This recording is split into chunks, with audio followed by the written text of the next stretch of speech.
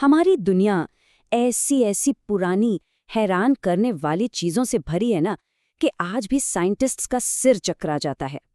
तो चलिए आज कुछ ऐसे ही सबसे बड़े रहस्यों की दुनिया में चलते हैं।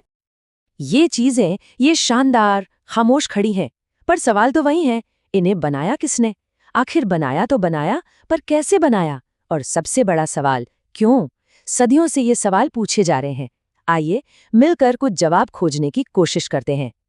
तो सबसे पहले बात करते हैं इंजीनियरिंग के उन कमाल के कारनामों की। ऐसी बनावटें जिन्हें देखकर क्यों से पहले दिमाग में आता है, भाई ये बनाया कैसे। मतलब जरा सोचकर देखिए, उस जमाने में जब न कोई क्रेन थी न कोई मॉडर्न मशीन, सिर्फ हाथ के औजारों और इंसानी जोर से इतने बड़े बड़े विशाल प्रोजेक्ट कैसे पूरे हो गए, ये बात आज भी समझ से परे है। एक उदाहरण लेते हैं, गीजा का ग्रेट पिरामिड। 20 लाख, जी हाँ 20 लाख से ज्यादा पत्थर के ब्लॉक लगे हैं इसमें, और हर एक ब्लॉक का वजन कई कई टन था, मतलब एक बड़े हाथी के बराबर या उससे भी ज्यादा।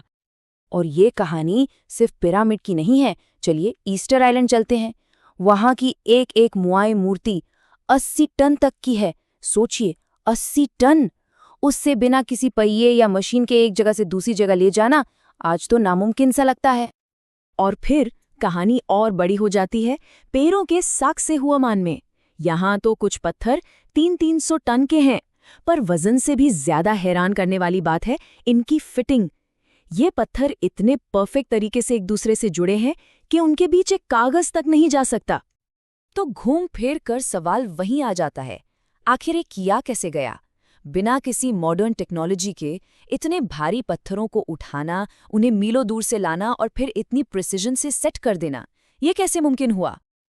अच्छा, उन मुआई मूर्तियों को लेकर एक बड़ी मजेदार थ्योरी है। कहते हैं कि रापा नुई लोगों ने उन मूर्तियों को चलना सिखाया था। मतलब रस्सियों से बांधकर मूर्ति को एक तरफ से दूसरी तरफ ऐसे झुलाते थे कि वो धीरे धीरे कदम दर कदम आगे बढ़ती थी, जैसे सच में चल रही हो। तो कैसे बनाया, ये तो एक पहेली है ही, पर शायद इससे भी बड़ी पहेली है, क्यों बनाया? आखिर इन सब चीजों का मकसद क्या था? चलिए अब इस रहस्य में थोड़ा और गहरा उतरते हैं। देखिए, कुछ बनावटें सिर्फ इंजीनियरिंग का कमाल नहीं होती। उनका मकसद, उनका असल पर्पस इतिहास के सबसे बड़े सवालों में से एक है। एक ऐसा सवाल जिसका जवाब आज भी धुंधला है। स्टोनहेंज को ही देख लीजिए। कोई कहता है ये एक तरह की एस्ट्रोनॉमिकल ऑब्जर्वेटरी थी, तारों को देखने के लिए। कोई कहता है ये एक हीलिंग सेंटर था जहां लोग ठीक होने आते थे, और कुछ का मानना है कि ये कब्रिस्तान था। अब सच क्या है, ये आज तक तय नहीं हो पाया है। फिर चलते हैं पेरू के रेगिस्तान। यहाँ जमीन पर कुछ विशाल आकृतियां बनी हैं, नाज़का लाइंस। ये इतनी बड़ी हैं, सैकड़ों मीटर लंबी, कि इन्हें ठीक से देखने के लिए आपको आसमान में होना पड़ेगा। अब सोचिए, ऐसी चीजें जमीन पर क्यों बनाई गई जिन्हें देखने वाला आसमान में हो? क्या ये भगवान के लिए कोई संदेश थे, या फिर ये भी कोई एस्ट्रोनॉमिकल कैलेंडर था, या किसी खास पूजा पाठ का हिस्सा? जितनी थ्योरीज उतने ही नए सवाल। अब एक ऐसी जगह की बात करते हैं जिसने हिस्ट्री के बारे में हमारी पूरी समझ को हिलाकर रख दिया है। नाम है गुबेकली टेपे। ये दुनिया का सबसे पुराना मंदिर माना जाता है, और ये इतना पुराना है कि यकीन करना मुश्किल हो जाता है। बस इसकी उम्र का अंदाजा लगाइए। ये स्टोनहेंज से 6000 साल पुराना है और गीजा के पिरामिड से 7000 साल। मतलब ये तब बना था जब इंसान खेती करना भी नहीं जानता था, बस शिकार करता था। इस एक खोज ने उस पूरी थ्योरी को पलट दिया कि बड़े बड़े समाज और धर्म खेती बाड़ी शुरू होने के बाद ही बने। चलिए, अब आखिर में कुछ ऐसी जगहों पर नजर डालते हैं जो हमें किसी खोई हुई दुनिया, किसी भूली बिसरी कहानी की याद दिलाती हैं। माचू पिच्चू इंका सभ्यता की इंजीनियरिंग का एक नायाब नमूना। वहां की दीवारें, पत्थरों को ऐसे जोड़ा गया है बिना किसी सीमेंट के कि कहते हैं उनके बीच चाकू की नोक भी नहीं घुस सकती। पर सवाल फिर वही, इतना शानदार, इतना एडवांस्ड शहर अचानक खाली क्यों हो गया? सब लोग कहाँ चले गए? क्या कोई बीमारी फैली, कोई लड़ाई हुई? जवाब आज भी उन पहाड़ों की धुंध में कहीं गुम है। अच्छा, अब जमीन छोड़कर जरा समंदर की गहराइयों में गोता लगाते हैं। जापान के पास एक जगह है, योनागुनी मॉन्यूमेंट। एक ऐसी चीज जिसने साइंटिस्ट्स को ही दो टीमों में बांट दिया है।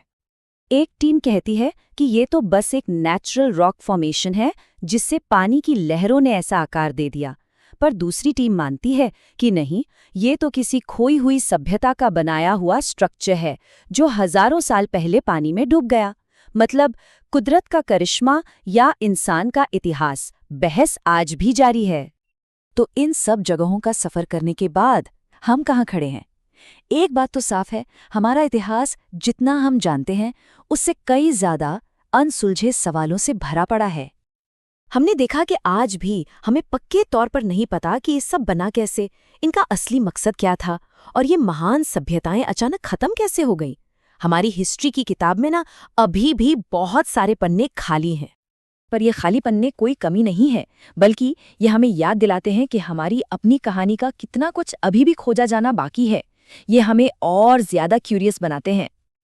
सोचिए, ये राज तो हजारों सालों से हमारी आंखों के सामने हैं और हम इन्हें आज तक पूरी तरह समझ नहीं पाए। तो न जाने और कितने रहस्य हैं जो बस खोजे जाने का इंतजार कर रहे हैं।